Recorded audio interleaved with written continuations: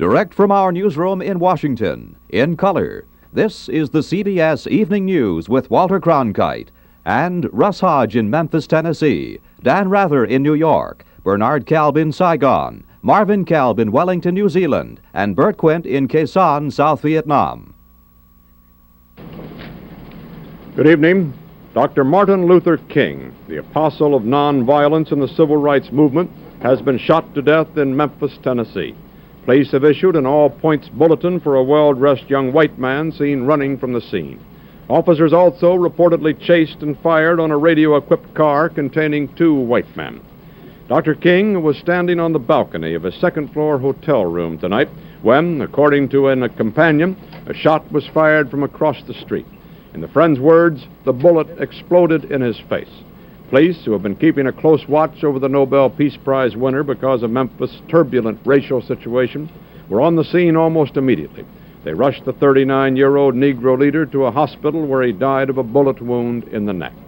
Police said they found a high-powered hunting rifle about a block from the hotel, but it was not immediately identified as the murder weapon.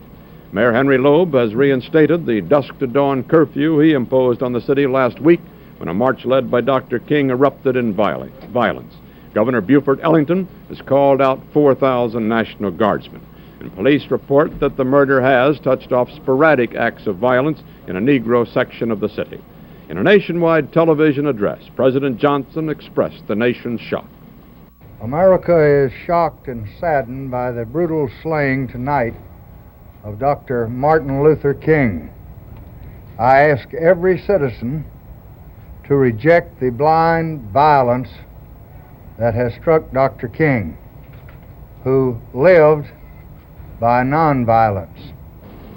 Dr. King had returned to Memphis only yesterday, determined to prove that he could lead a peaceful mass march in support of striking sanitation workers, most of whom are Negroes.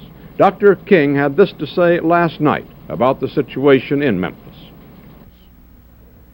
Maybe I could understand the denial of certain basic First Amendment privileges because they haven't committed themselves to that over there. But somewhere I read of the freedom of assembly. Somewhere I read of the freedom of speech. Somewhere I read of the freedom of press. Somewhere I read that the greatness of America is the right to protest for right. There was shock in Harlem tonight when word of Dr. King's murder reached the nation's largest Negro community. Men, women, and children poured into the streets. They appeared dazed. Many were crying. A young Negro said Dr. King didn't really have to go back to Memphis. Maybe he wanted to prove something.